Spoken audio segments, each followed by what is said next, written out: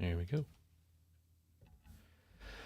Hey, y'all, Pastor Emil here with another episode of Sweet Jesus. Taste and see that the Lord is good.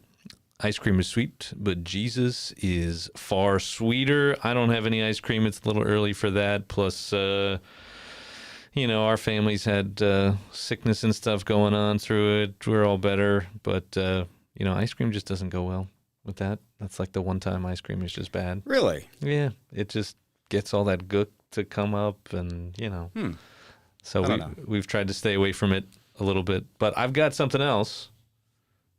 Tea. But more importantly, honey. Oh, yeah. And that is pretty sweet. A land flowing with milk and honey, right? That's what this wonderful thing that God is promising Israel, what God is promising us, I think, too, a land flowing with milk and honey, similar to that. And So you figured you'd get a head start. I figured I'd get a head start, yeah. All right, fair enough. I'll stick to my bottled water. You stick to your water. Water is sweet, too. It can be, especially if you're dying of thirst. Poetically put, yes. So pull up a chair and get yourself some ice cream, a cupcake, cookie. King cake. King cake season. Yeah. We are in king cake season. Maybe it's just a cup of coffee or a cup of tea with your sweetener of choice. And join us as we celebrate this glorious Valentine's Day by looking at the 7th Commandment. Wait, that's today?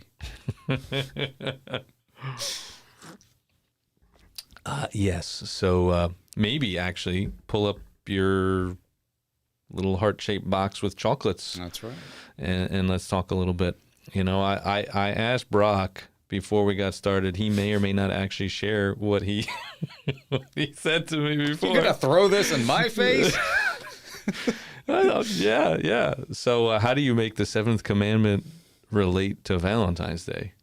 And you had a very creative way of doing that. But pointed out that, if you happen to be in Walgreens or CVS or something like that, and they've got those handful of leftover boxes, nobody's paying attention, so just stick one in your pocket, Celebrate the 7th Commandment by breaking the 7th right. Commandment. Yes. Yeah. Well, if you haven't... You've got good legal representation for this podcast, right? Well, we're about to find out. We'll find out. We're about to find out. Yeah. No, but apparently pilferage is like a really big deal in places specifically like CVS and Walgreens. Yeah. They're having problems because people aren't shopping there as much because they lock it all up now. And depending on where you are. It made it less convenient. Yeah. It really does have an impact on the bottom line, which, of course, affects jobs and, believe it or not, pensions and all that kind of stuff invested in these things. So, stealing is bad, and God said so, but maybe another connection to Valentine's Day. Would you be my Valentine? That was another commandment, too. Oh, yeah, that's right. All right. Well, enough ridiculousness, if that's possible.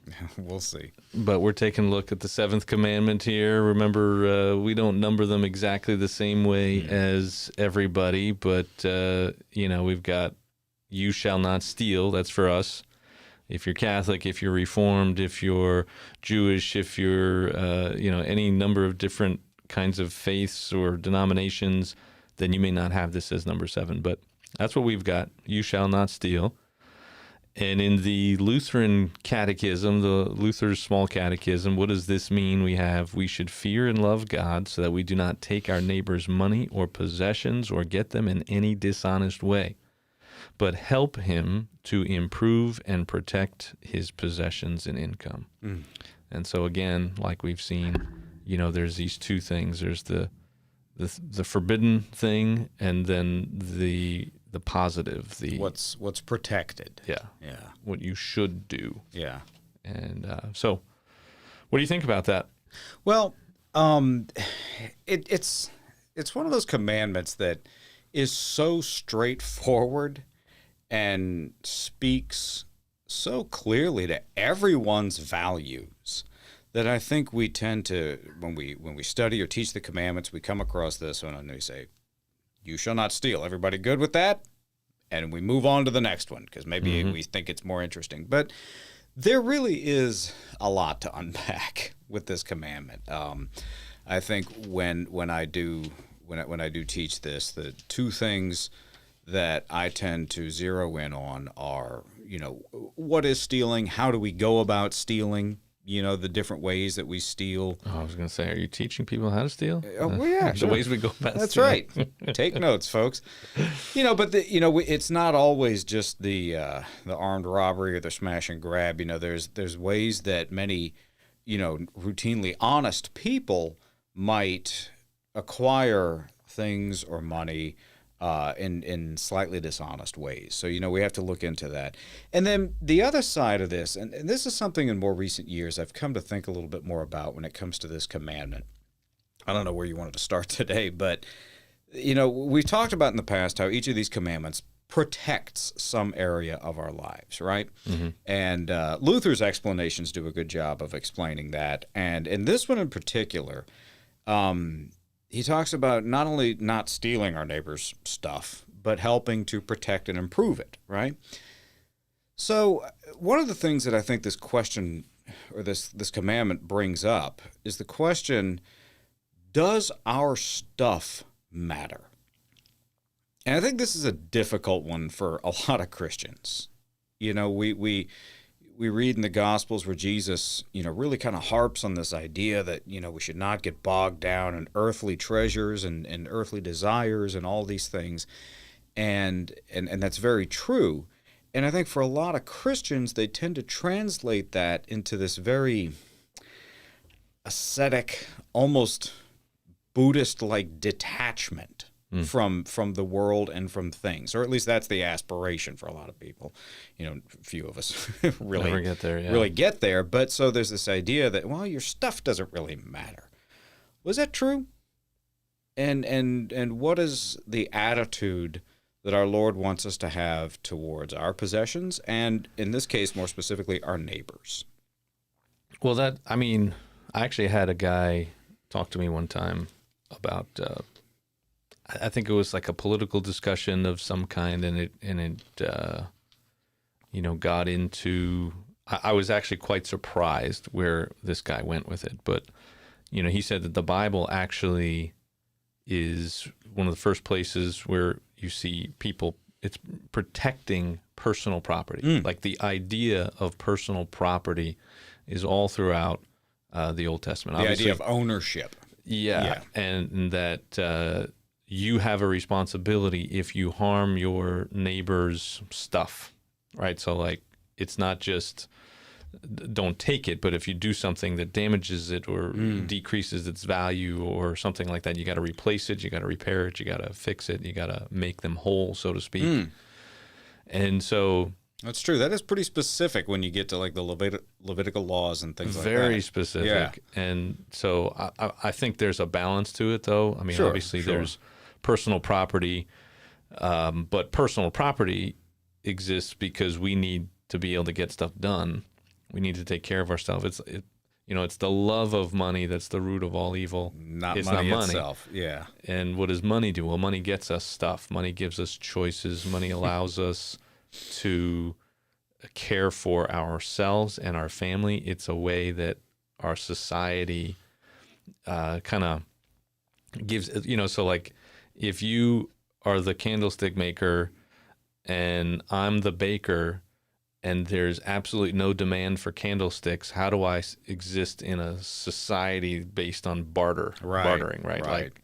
How do you share services or products or, goods, whatever that you're making? Well, that's where money comes in. Money is the vehicle that gives us some way to value things, and everybody gets a chance to participate in. It's a stabilizing element. Yeah. So money, I think, is part of this conversation, but money, it can't. You can own money and you can own stuff, but your stuff and your money shouldn't own you. True. That's the distinction, I think. It makes me think about a book that I love reading and really enjoyed teaching several years ago, and that's C.S. Lewis, the Screwtape Letters. Yes. And if any of your listeners have not come across that one yet, I highly recommend it. The language, the tone, it's from a different time and place, so it takes a little while to get into. But once you do, you'll really get taken in by this narrative about how the devil works in our lives and the different buttons that we have that can be pushed so that we can be steered and manipulated. And there was, and it's written in the form of letters about how to manipulate this one man, and his mother gets dragged into this an awful lot, and an elderly woman, and she's the kind of person, I bet everybody listening knows somebody like this, or maybe it's you. I don't know.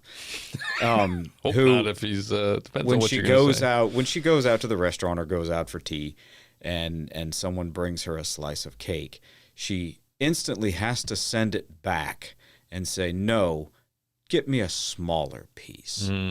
And he describes her as a glutton.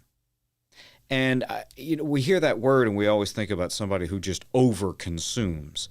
But I sat with that idea for a while, and I finally kind of landed on the idea that gluttony is when we are consumed by what we consume. And it can be in a variety of different ways. And I think that kind of speaks to what you're describing there. We when we have, when our worries, our hopes are all attached to the worldly or earthly anchors around us, that's when we've been consumed. And I think this is what Jesus means when he speaks about our earthly treasure versus our heavenly treasure, our eternal treasure, and that sort of thing. I think it does come back to our attitude toward these things, and more specifically, back to the commandment, our attitudes to one another, because that's what every commandment is about, our attitude toward our God and our neighbors. And I think that's what is being addressed here. But I find when we discuss this commandment, it's usually worth pointing out that, our stuff, our things are meant to be protected in the sense that our attitude towards one another is meant to be protected, and when we try too hard to detach ourselves from these things, well, that's another way of being consumed by them. So Constantly thinking about it. Exactly. It's like, you can be prideful and think you're, hot stuff, and you can be prideful and not want to ever be up in front of people and constantly, self-deprecating, like, oh, no, I'm nobody. I'm not. Yeah, you keep thinking about yourself. That's why right. You're not willing to do these things. You're worried what people think about you. Very true. The other side is, well, everybody should be thinking about me. Look at how awesome I am. And That's right. You're right. Like, you can do it on both sides of that, and you can have a lot and you can have nothing and still be consumed by it. That's the narcissism of paranoia. Yes. Because if I'm paranoid that the whole world is out to get me, I must be pretty stinking important. Yeah, there you go. Yeah, that's a good point. And, you mentioned gluttony. I think that's just like lust. We talked about that. It's very true. Yeah. It's, you can lust after anything. Sure.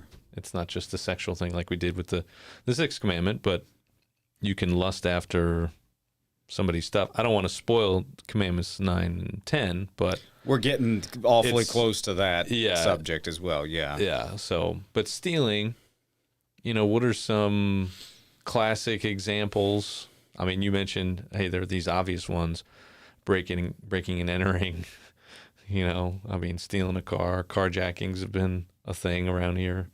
They've gone down, I think, but taking candy from a drugstore. Taking candy from a drugstore. Big no.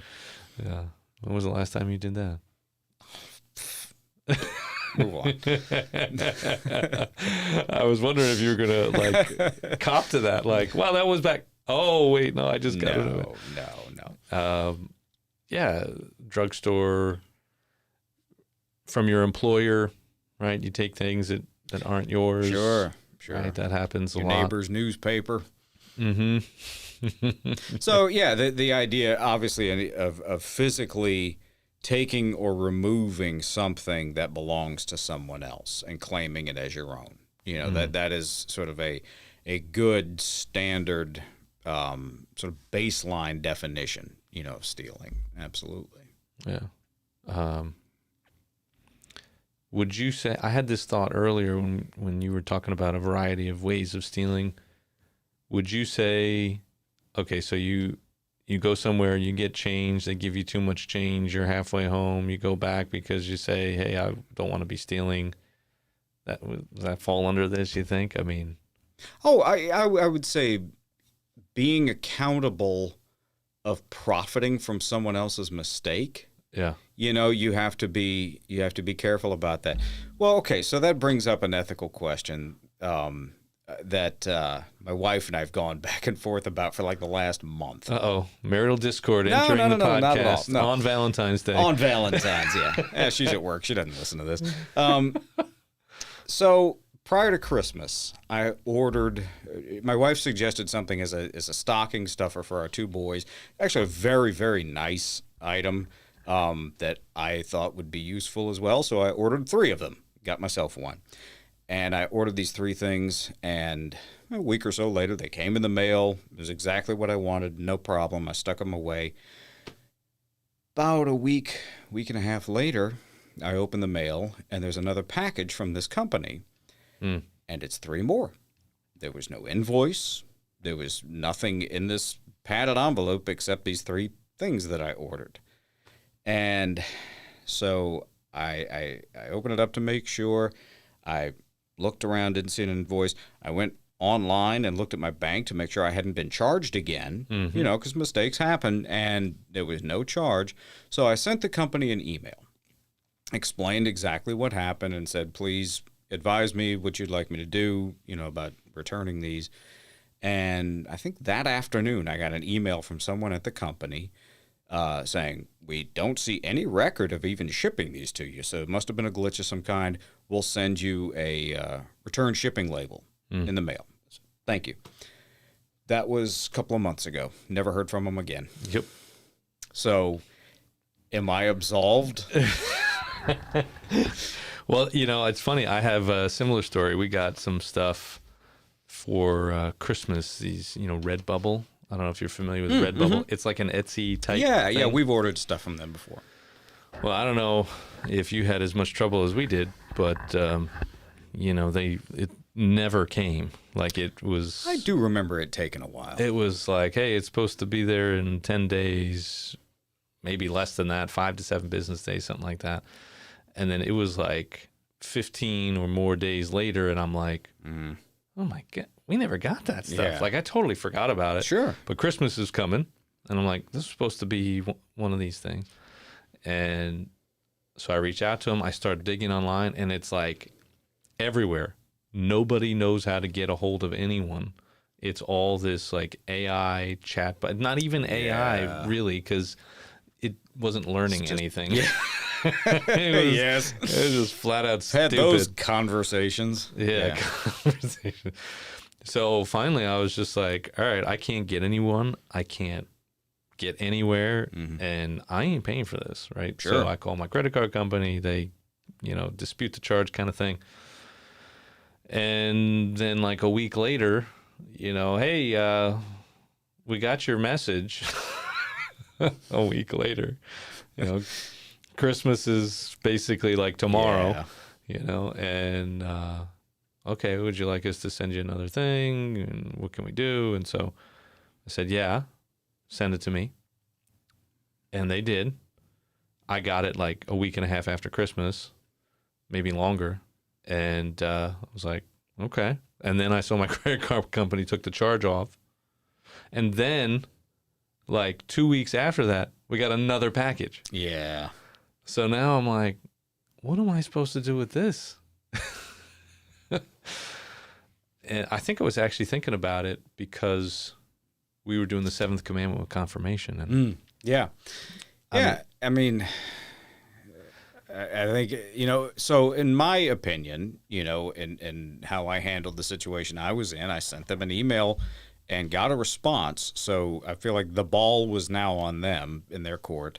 And, if you reach out in a situation like that and make an effort to correct the situation, and it's not completed, by the person who's responsible, then I don't really think that's on you, and so that's kind of my justification, at least.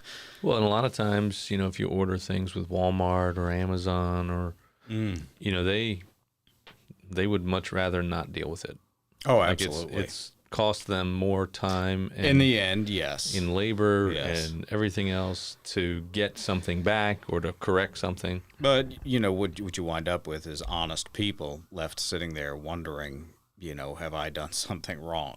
You know? So, I think, I don't know, when it comes to how to cope with the questions around this commandment and maybe some other ones as well, if we have that desire to make things right, to be honest in our dealings with others, and because of things out of our control, it doesn't work out the way we want it to. I don't think that we are necessarily in violation. I think the intent, which we've discussed with the past couple of commandments, how crucial the idea of intent is to our thoughts, words, and deeds. If the intent is to approach our dealings with others honestly, then that is the spirit of this commandment. So the thing that I think about, my situation in particular, I am so ticked off at these idiots. Right? I'm like, man, you guys, how are you guys even in business? And, investigating, trying to find a way to reach out was nearly impossible. I did eventually That's how they stay in business. That might be. So I can just imagine trying to do that now. Like, oh my goodness. Yeah. What in the world? What, do I need another hole in my head? No. Why am I going to get into all this? But then I think about the fact that, like Etsy, Redbubble is a platform, really. Correct. And it's a platform for regular, everyday people who are trying to make a buck. Right. So that's the thing that keeps this sort of in my head. Otherwise, I probably would have forgot about it a long time ago. Yeah.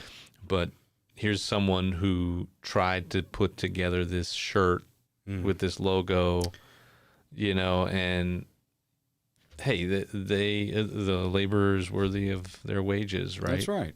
And I don't know that it's their fault that it got lost. I don't know that it's their fault. I don't know if it's even Redbubble, right? It could be UPS or USPS or FedEx or wherever the heck it came from. I don't know. So, a lot to go in there. But here's the thing. You talk about people wondering, am I violating it? And I think in the end, we have to come to grips with the fact that, yes, we are. And we may not quite be aware of the ways we are. Yeah. But this gets back to the whole, distinguishing between law and gospel. The law is something that, it shows us our sin. It's a curb. It protects our neighbors, right? It is a mirror. It shows us our sin. And it's a guide. So, hey, you love Jesus. Jesus loves you. Here's sort of what he knows is best for you, not just for you, but for the people around you, your community. These are society. Good boundaries. Yes. And fences make great neighbors, right? So this is another one of those things. So, of course, you've broken this commandment. But, is it worth it to go back to the store for 75 cents? Maybe not. $75? Well, that could be somebody's, job. Yeah. They could be out of a job. That's true. Or if they have to come up with it themselves, then that $75 is going to take away from dinner for their family. It's going to take away from something for their kids for Christmas. It's going to take away, I don't know. It's going to, there's an impact, right? We're not just dealing with things in isolation. The world doesn't revolve around us, right? There are other people connected to the things that are happening in our lives each and every day. Sure. One of the examples I like to use, because you're right, we have a lot of ways that we violate this commandment that we don't think of as stealing necessarily. And these days, I think one of the best examples, and a conversation that needs to be had with a lot of people, is imagine you have a job where you get paid an hourly wage, and you wind up spending your time on that job when it is expected that you are earning that wage on the phone, flipping through social media on your phone, or playing Mario Kart like I was this morning, it's when people have an expectation of us that they will reward with a wage, a provision of some kind, and we fail to live up to that. That is a violation of that. We are acquiring means for ourselves through dishonesty because we're not living up to that expectation. Yeah. Well, and forget slacking off on the job. This could go beyond just slacking off on the job. This could be, how do you help improve and protect his possessions and income? Well, you do a darn good job. Yes. That's what you do. Yeah. It doesn't matter. Do as unto the Lord, right, is the biblical terminology, right? So if you're sweeping floors for the Lord. That's right. Forget your employer, your boss, right? You're wiping babies' butts, which, we got a child care center over here. It is not a glamorous job. Not at all. And they don't get paid enough. But they can get cranky about it, or they can do a darn good job. And they do. That's why we're one of the better ones, right? We got people that really care about the kids. But that's not just good for them and helping them keep their jobs and everything like that. It's good for whoever it is that's benefiting from that, right? The one who's receiving the service, the good or the service, but also the one who's in business, right? The one running the show, so to speak, running the organization, the outfit. So there's a lot of things connected to that. And ultimately, our good is wrapped up in those things. Absolutely. If you do a crummy job for your boss, right, then your boss is not going to do well. His company, his or her, maybe they don't own the company, but that division or whatever it is that they're heading up, right, that's not going to do well. That's going to hurt them and their possessions and income, right? And ultimately, it affects the whole thing, which will affect you too. If people stop going to this place, stop providing a source of revenue, all of a sudden the whole thing starts to collapse. And you mentioned like Walgreens and CVS, and I mentioned pensions. Right. We are, in a sense, stealing from ourselves sometimes. Oh, absolutely. There's not a whole lot of people with pensions anymore. It's very different. But there are a lot of people now. It's moved from sort of pensions to 401ks, 403bs, these retirement savings IRAs. Accounts and things, IRAs. Invariably, there is some part of that portfolio that has stock in CVS or Walgreens. Oh, yeah. Or both. Right? So it's not like you're helping yourself out that much. Now, of course, the other side of this is somebody who doesn't have any of that. They don't have any kind of retirement savings. They don't have any stock. They don't have a pension. They don't anticipate ever having that opportunity, right? And they've got nothing. And they need something for their kids, their family, right? And they take it. I don't think God sent him to hell for that. I don't think so. There are far worse things. Yeah. But there's the flip side of it, right? Help him improve and protect his possessions and income. What are we doing to help those kinds of people?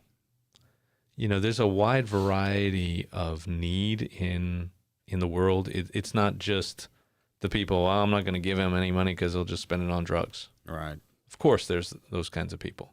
Yeah. But I don't know that that's all of them. Well, drug addicts got to eat too. Well, yeah, exactly. They do. I mean, you and I have, we've discussed this. We encounter folks in a lot of different stages of life and a lot of, different kinds of need. And, how do you rank need? How do you distinguish need? How do you account worthiness? Who's worthy anyway? I mean, I think we just insulted everyone and told them they've all broken this commandment. Pretty much, yeah. If anybody's still listening to this, y'all better trust in Jesus. That's the point. That's the point. You trust in Jesus. That's right. And then you don't feel so bad about stressing out. Did I get it right? Yeah. Right? That's not the point of this. The point is just being free in Christ. How should we live in a way that honors God and serves our neighbor best? Yeah. I think that's ultimately what this is about. But yeah, you should feed a drug addict just like you should feed somebody else. But I think the difference is drug addict and alcoholic on the street, right? You're not going to give them money because they're going to go spend it on that. That's why you bring them food. Sure. Instead of money. But I don't know that that's the bulk of people in need. No. I think there are a lot of people in need that they're just looking for a way to get up out of this cycle that they're in. They're That's just exactly right. Looking for a better paying job. They're just looking for a way to be able to put their kid, like childcare is through the roof for a lot of them. Sure. I mean, and there's no place for them. I mean, we have had a waiting list at our place since I've been here and probably longer. There's just no place to bring them. And it's such a thankless job. And you are doing all this stuff. It's a thankless job. The insurance and accountability that you have to maintain, it's a lot of folks who used to do this. I think it's no longer worth it to them. They don't get paid enough. Yeah. It's not worth it. This is part of the, what's the phrase that we've been using now, the worker shortage. Oh, yeah. Sort of thing that's been going around. I don't think it's a shortage of workers. It's just a bunch of people finally saying, we got to get what we got to get. It's a shifting dynamic in the workforce. Yeah. Yeah. And maybe that has a lot to do with us not caring as much about the little people. Yeah. It's interesting, taking this subject and turning it in this direction. I'm thinking now about, since you brought up childcare, when our children were very small and before, they were in school or once they'd started school and needed after school care, there's a absolutely incredible woman and her family. They're all wonderful people. And just on her own, she, watched kids. And I don't remember how we got connected with her not right after my oldest was born, but when my wife was ready to go back to work. And she became essentially a second mother to our kids. Her whole family, they're just incredible people. And the things that she has done for them and for us over the years have just, it stretches the imagination for how loving a person can be. And she still keeps up with them, and asks about them and all these things. And I say all this because I always felt as though we were cheating her with what she asked, for compensation.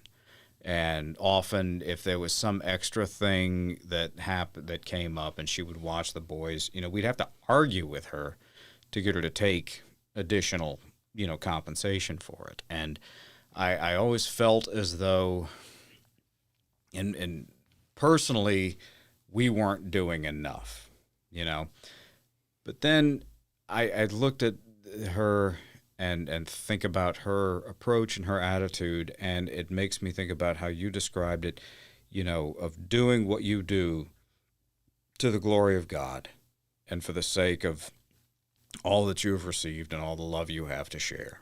And that was very much the kind of person, that she was and is. And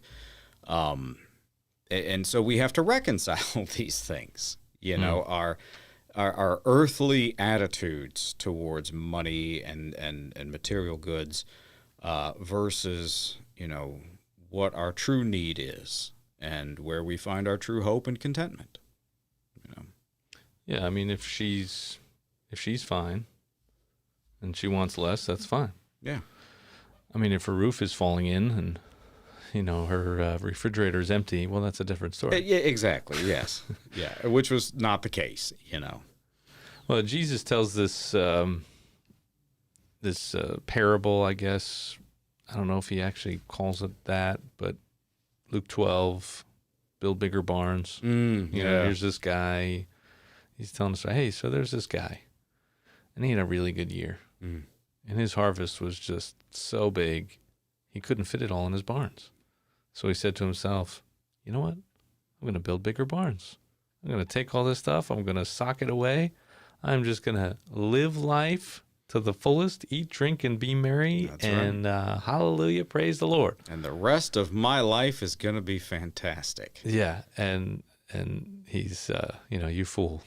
Don't you realize that tonight your life is going to be demanded of you? This is the rest of your life. Yeah, this is it. You had like that glorious hour or two where you realize it's like, oh my goodness, and now you're dead. Yeah. So what are we doing to acknowledge the fact that we can't take this stuff with us?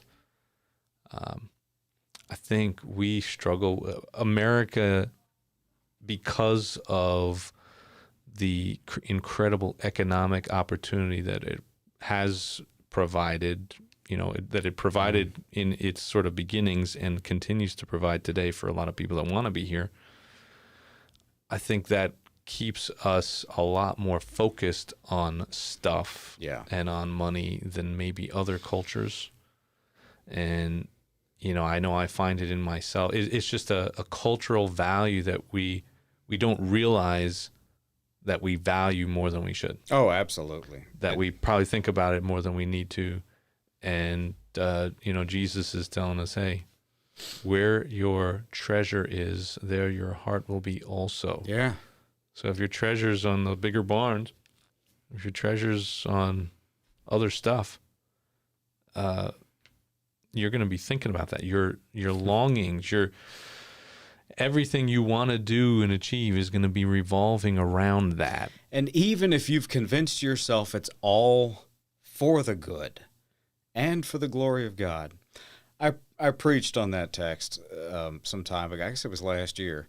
And the example that I used, I had seen in a catalog, our wonderful publishing company, Concordia, was putting out, this was a few years ago, I think, a new Bible that had some different tools in it and some different resources. And I remember seeing it in the catalog and thinking, that actually looks like it might help somebody. I would be interested to see that. And I almost ordered it, and then I turned around, and I have these bookshelves behind my desk, and I have my Bible shelf. All my different translations, editions, study resources, all these different Bibles, and it's packed full. And my Bible shelf was too small. And the reason this popped into my head when I read that text was because I remember thinking, man, I need a bigger shelf. That was my first thought. And then later on, I read this text and this story from Jesus, and it completely convicted me because, I thought, man, that it would be great to have this other Bible so I could do more stuff with it. When I've got Bibles I could be handing out to people here, And so it was sort of a small example, I think, of something that we do as a society on a huge scale. Yeah. Well, and I mean, having a bigger shelf, it's not like you're planning on knocking down a wall and taking over the sanctuary to make sure you have a big enough shelf. I'd have to move my pastoral sauna back 6 feet. And, You have a song? No. Move on. Yeah. No, that's we do this all the time. Sure. All the time. But I mean, there's a practical place for, strategically. I mean, you got to store up things. You got to plan. I mean, there's plenty of proverbs that talk about you got to better to become rich slowly. Right. Right. Well, how do you become rich slowly? How do you plan for the future? Well, you got to have the right tools and the right ways to store that stuff up. I mean, we don't have barns. That's not how it works today. Well, at least not for most of us. So there's a sense of wisdom, but it's again that question of, do you own stuff or does stuff own you? Yeah. Does your money own you? Do you? And what are you really looking for? Yeah. In all of these things, I actually found something the other day that I saved that speaks to this, and it's "I want to be rich" in quotation marks, and it says "I want to be rich" means 1, you want to get rid of the alarm clock. 2, you want to leisurely spend time with people you love. 3, you want to stop worrying about the rent or whether or not you can buy healthy food. 4, you want to be able to help. 5, you want to be able to do more of what you love.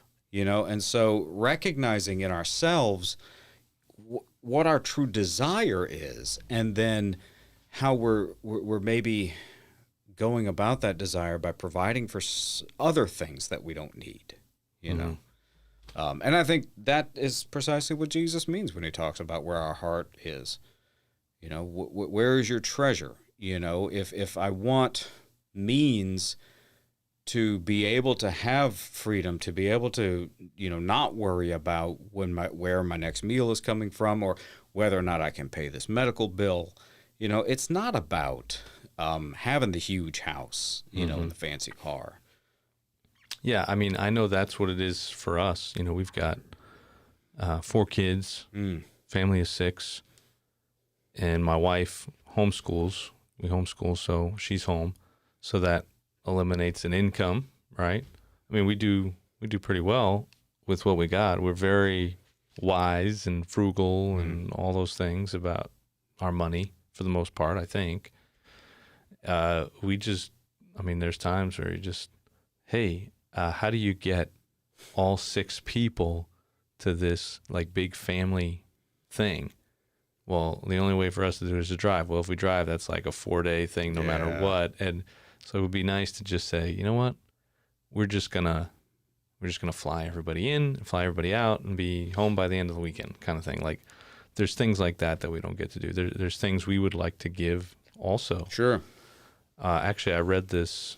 I have kind of a background in finance, and I was reading an article about a guy who was a medic in the Army. I think it was the Army, an Army medic, and he went into that because he had this thing where he wanted to save lives, and he thought he could save the most lives there somehow. There's a story to it. I don't remember all the details of it. So he did that for a number of years, and finally got out of the Army. But then he was married, and he and his wife wound up splitting. They had like 5 miscarriages and stillbirths, like a really tragic story. They wound up getting divorced. He wound up with like no money left to his name. He's homeless, living in his friend's garage or something like that. And he starts getting into this finance stuff. And he talked about earn, to invest, to give. And so his philosophy now, when he counsels people financially and stuff, is what's the way you can earn the most, but not for you. So he gave these examples where somebody decided to be like an oncologist instead of just a family practice doctor, right? And the oncologist could make double, but they're also going to save like 10 times as many lives. So back to the whole saving lives thing, right? But then making double, he factored all of these examples. They're giving away 50% of their income. 50%. That's a lot of money. And then he talked about the various charities that they were supporting, giving to things that saved lives, like some vitamin A thing. I think it's the Helen Keller Foundation or initiative, or something like that, where they give like vitamin A to people in very undernourished places, and saves kids' lives, keeps them from going blind, and all kinds of stuff like that. And then he talked about Ben Franklin gave $2,000 to the cities of Philadelphia and Boston 200-something years ago whenever he died. But the stipulation was they had to invest it, and then after 100 years they could get half of it, and then after 200 years they could get the rest of it. And that's turned into like $26 million. Sure. But his whole thing was the investments were only able to go into certain things at the time. But now we've got it's just a lot more accessible to get into investing and things like that with much better returns. So he said, if we take that money now and we just put in these normal like index type fund things,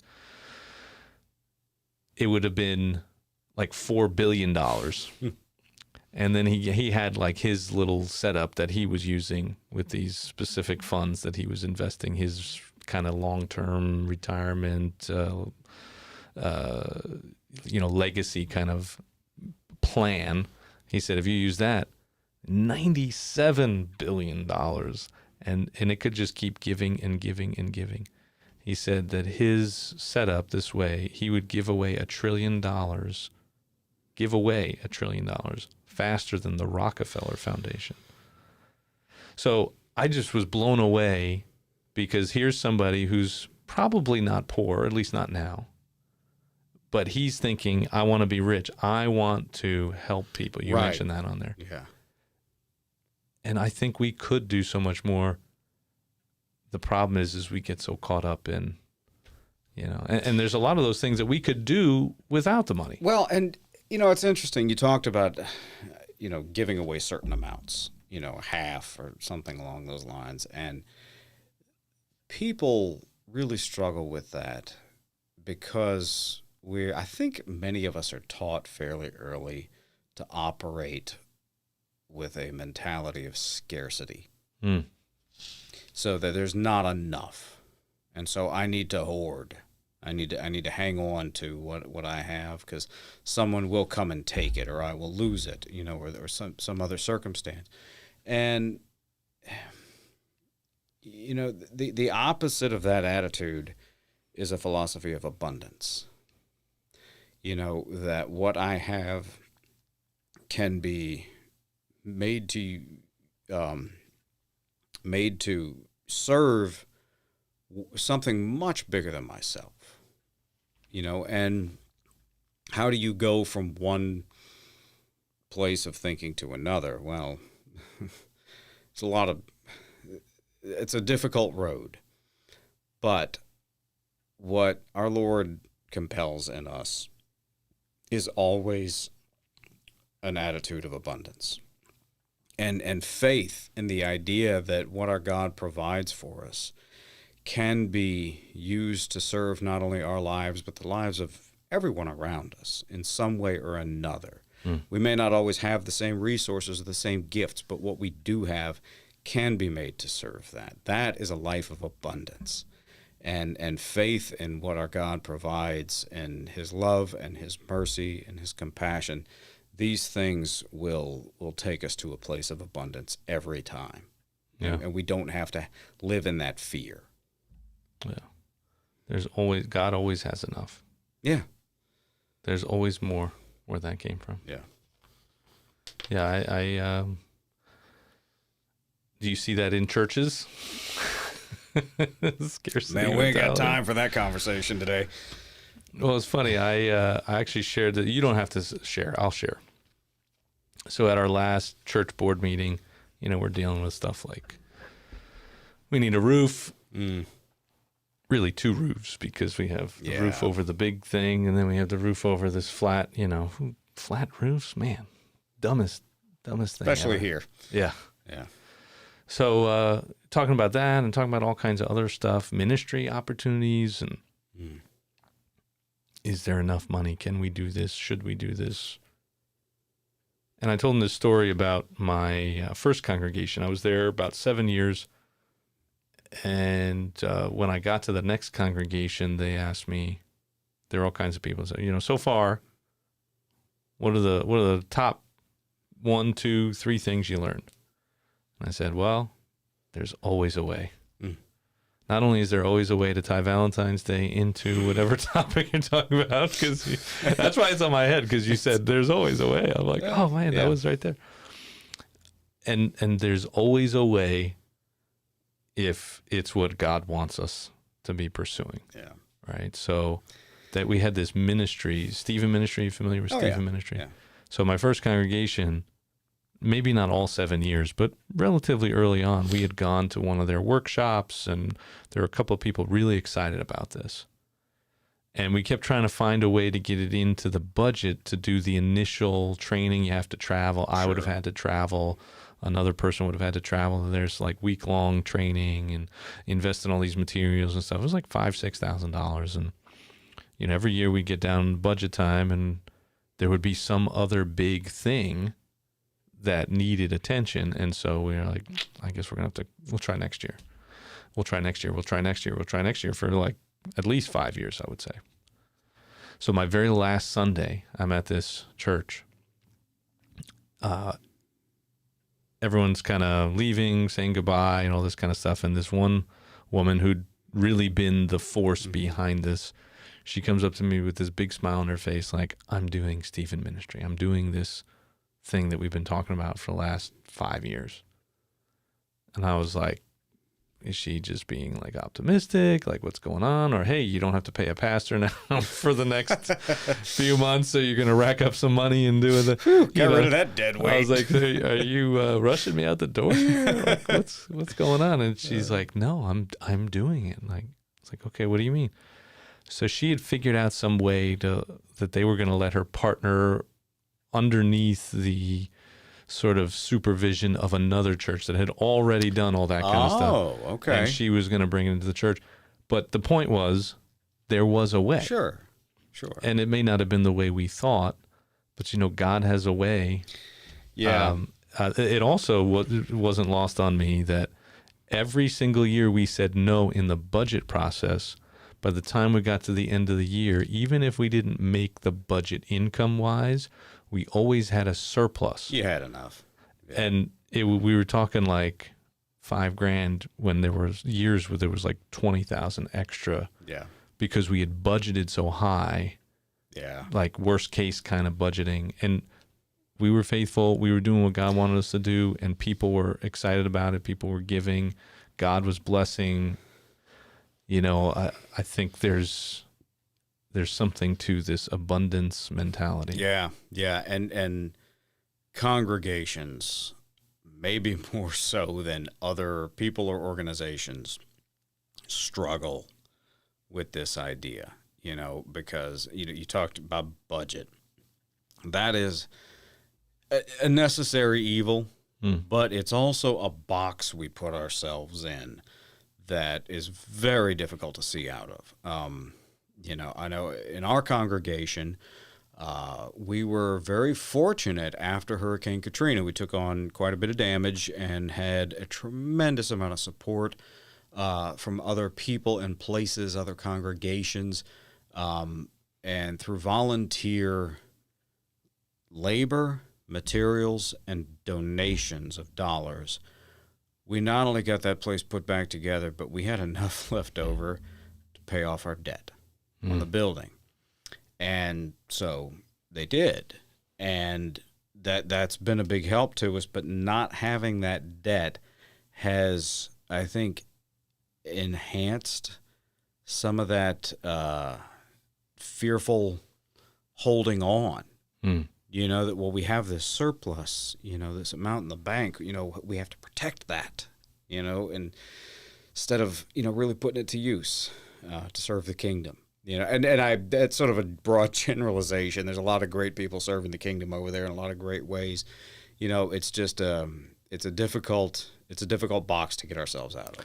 Well, you get to this place where you begin to find comfort and safety in the number at the bottom of the bank statement, and not in the Lord.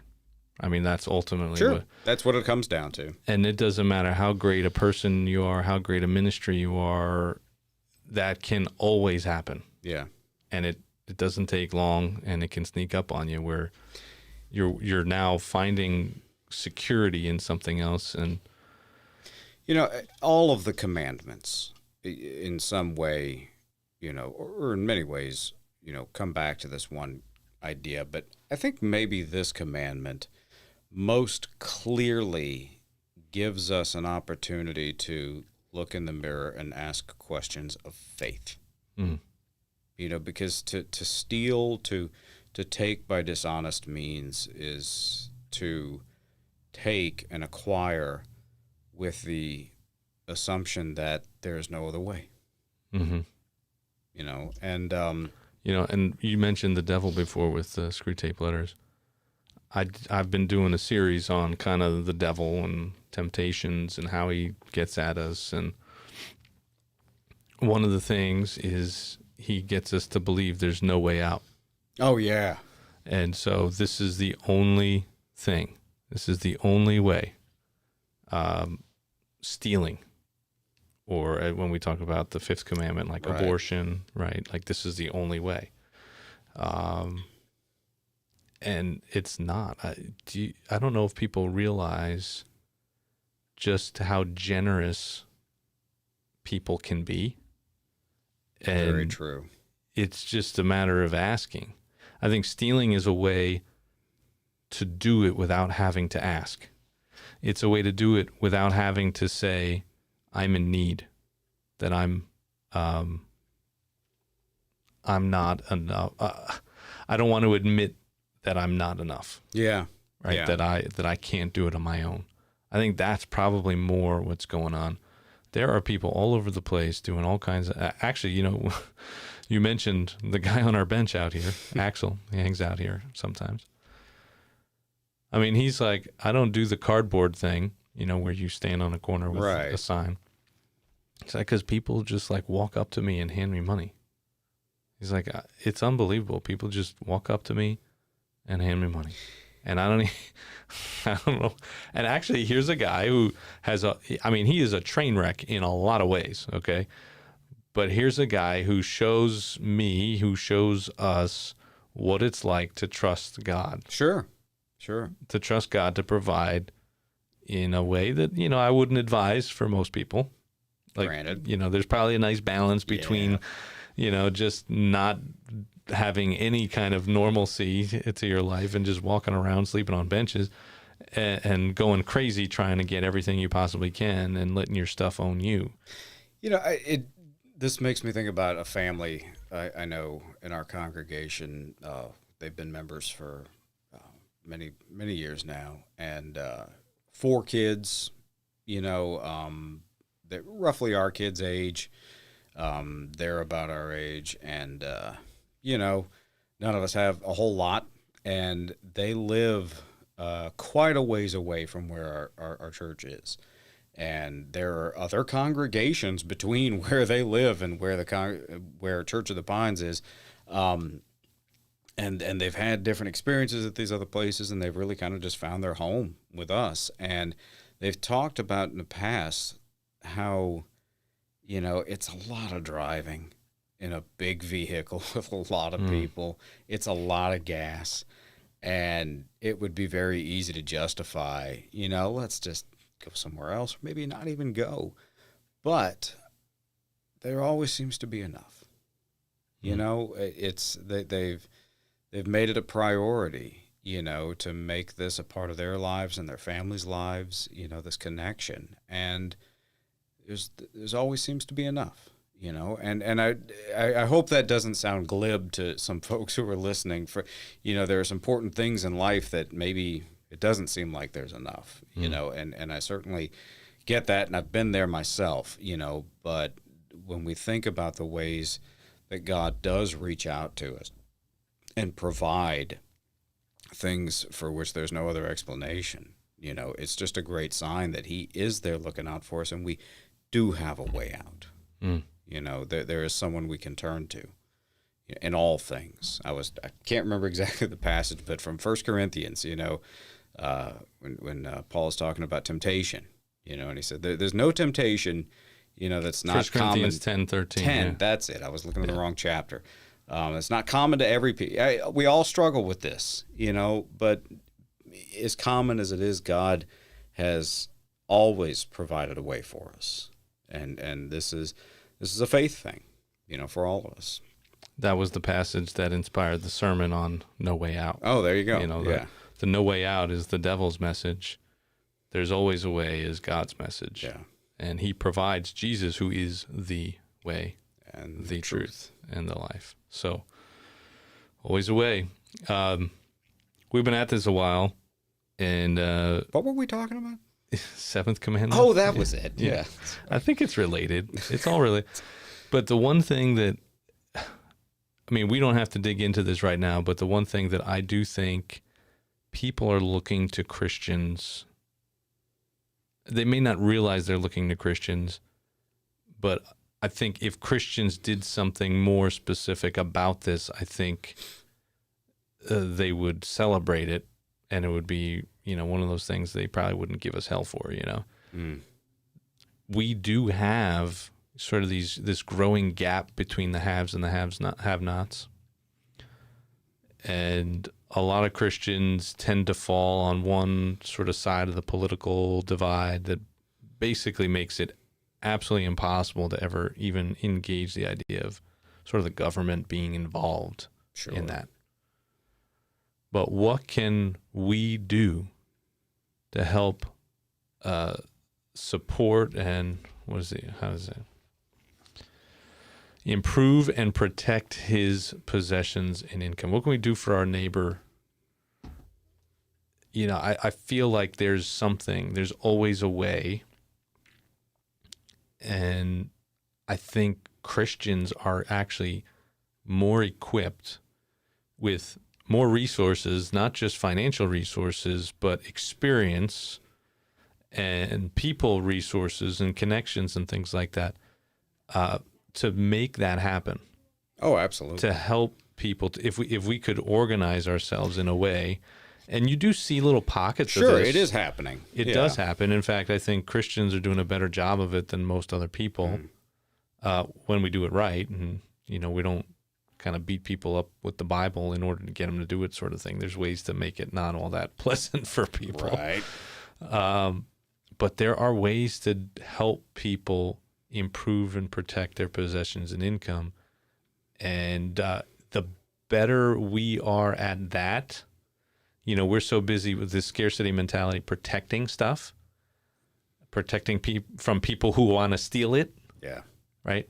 There might be less people interested in stealing your stuff if we were generous, not just with our finances, but with our skills and our abilities and our connections to help those people and lift them up out of those kinds of circumstances. There's a need for that now that is greater than it probably has been in a while. Inflation, of course, is making that more. It's the poverty level is encapsulating more and more people. Right. And so, it's something to really challenge, I think, Christians, our brothers and sisters in Christ, each other, pastors, churches, gatherings of churches, to think about this. And the implications go beyond just economics. I think the implications, goes public safety. Oh, absolutely. It goes into education. There's racial connections to it also, that we might find less tension in some respects with that if we were more intentional about lifting up people that are stuck, no matter what their color, but whatever their race is. But I think we would find it might alleviate some of that tension. Sure. So you're saying you don't have any answers? I didn't think you did. I'm saying that vociferously. I just wanted to throw it out there. There are enough Christian business people. There's a way to do this. There's always a way. There is a way to do this. And I have been thinking and praying and hoping that the right people come together, and I would be happy to be a part of that. I just don't have maybe the financial wherewithal to make an impact, but certainly facilitate the conversation and make the people connections. But it starts here. It does. Starts with a conversation, starts with an idea, starts with God's word, and trust that he provides. And he will. He will. So anything else about the seventh commandment or Valentine's Day or whatever the heck you feel like? No? I defer to you. Dangerous. Well, y'all, I guess that's it. We have said everything there is to say about the seventh commandment. You don't need to go anywhere else, plus some, maybe. But this is the best of the best. That's what you got. You got it all, everything you could possibly imagine. And it doesn't even sound like it's talking about the seventh commandment half the time. It's a miracle. Oh, but I do think we were actually pretty close I think, yeah. to the topic. Yeah, we knocked on the door. Yeah.